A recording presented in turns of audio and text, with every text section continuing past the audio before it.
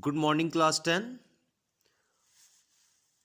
Today, our new topic is sector of a circle. Sector of a circle. Sector of a circle को समझने के लिए we should know what is an arc. So first of all, look at this circle. यहाँ पर ज़रा हम गौर करें, ये सर्कल जो गिवन है. एन आर्क क्या होता है हमारे पास? A part of the circumference of a circle is called an arc. किसी भी सर्कमफ्रेंस का पार्ट जो होता है एक सर्कल के ऊपर, उसको हम आर्क कहते हैं. As we know that the entire boundary of the circle is called a circumference. आप यहाँ पर देखें कि यहाँ से लेके यहाँ तक ये जो बाउंड्री है सर्कल की, ये सर्कमफ्रेंस है. और ये दो पॉइंट ए और बी जो हैं, ये इस पर एक आर्क है. This is a arc on a circumference of a circle, और this point is called a centre of the circle. And the next topic is a segment. What is a segment? A part of the circle bounded by an arc and a chord is called a segment of a circle. किसी भी circle का वो part जो किसी arc और cord के साथ bound किया जाता है या बाउंड होता है, उसको हम सेगमेंट ऑफ अ सर्कल कहते हैं. यहाँ पर अगर हम देखें, इस फिगर को गौर करें, तो ये लाइन यहाँ से लेकर यहाँ तक, starting from this point and ending at this point, ये सर्कल के ऊपर एक कॉर्ड है.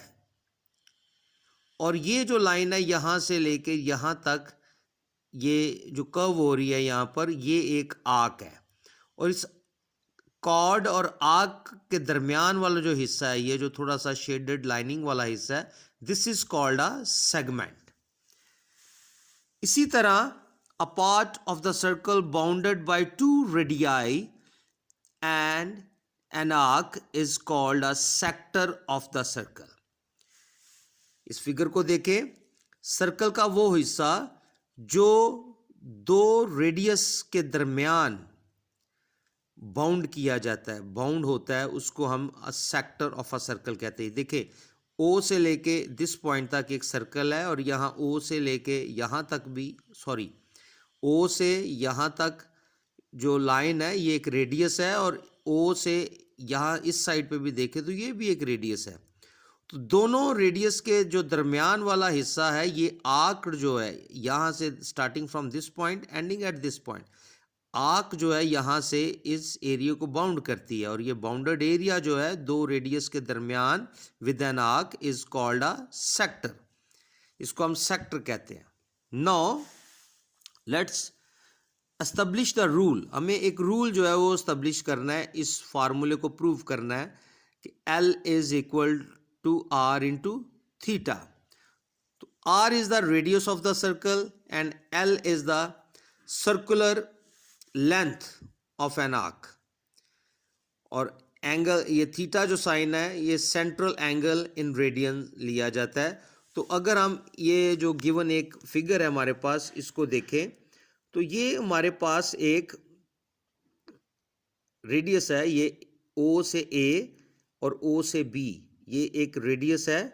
और इसी तरह O से C भी एक रेडियस है. तो ये लेंथ, ये जो आर्क है O से, सॉरी, A से B तक जो आर्क है उसको हम L से डिनोट कर रहे हैं, और A से C तक जो आर्क है उसको हम R से डिनोट कर रहे हैं.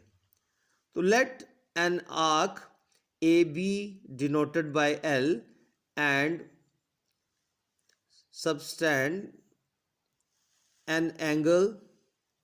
ये जो एंगल है इसको हम थीटा से जो है ना डिनोट कर रहे हैं.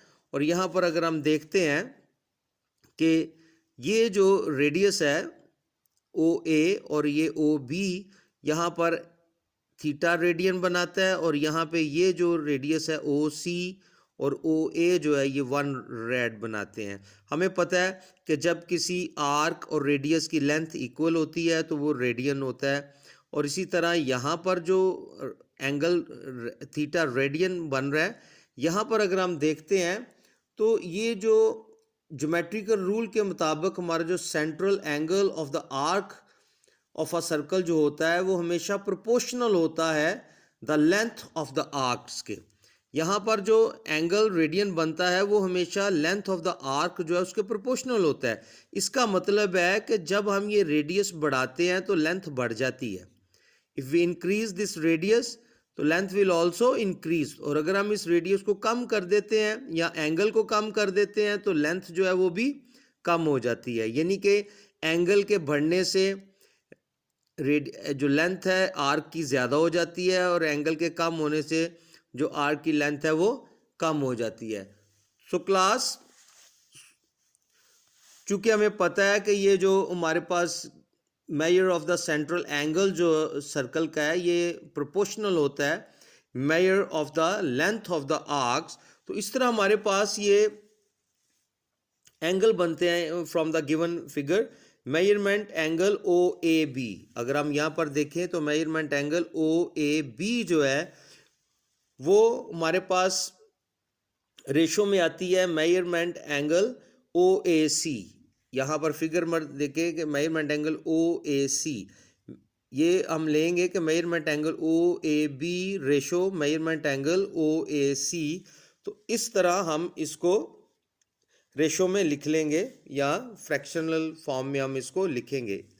तो अगर हम देखते हैं कि ये जो हमारे पास measurement angle O A B है इसके सामने जो that is equal to the arc measurement A B, इसके सामने जो आर्क बनती है उसकी मेजरमेंट ए बी जो है वो इस गिवन फिगर में हम डिनोट कर रहे हैं। और इसी तरह मेजरमेंट एंगल ओ ए सी के सामने जो बनने वाली आर्क है उसको हम मेजरमेंट ए सी आर्क से जो है ना वो डिनोट करते हैं। तो अगर हम देखें तो ये जो हमारे पास यहाँ पर बनने वाली जो आर्क्स हैं ए बी आर्क जो है इसकी हमारे पास वैल्यू आती है एंगल रेडियन। मेजरमेंट एंगल जो हमारे पास ओ ए बी जो है उसकी वैल्यू एंगल रेडियन है, और इसी तरह मेजरमेंट एंगल ओ ए सी जो है उसकी वैल्यू जो है 1 रेडियन है।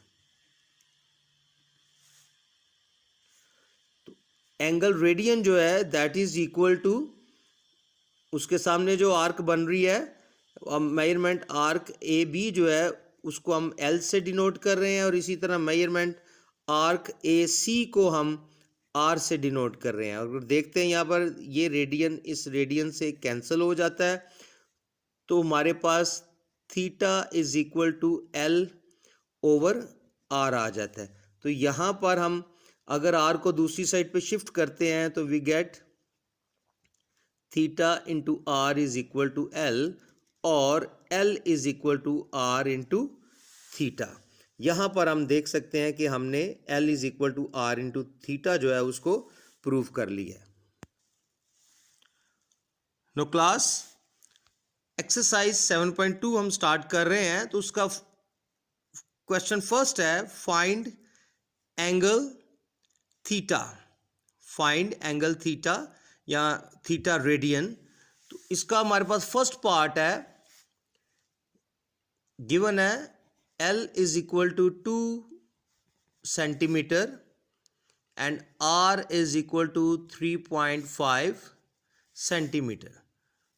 नो कंडीशन क्या है कि we have to find the theta radians. इसको हम जो थीटा एंगल है इसके थीटा की मकदार इसको हम हमेशा रेडियन में जो है ना हम इसको रिप्रेजेंट करेंगे या इसको हम रेडियन में इसकी वैल्यू लेंगे।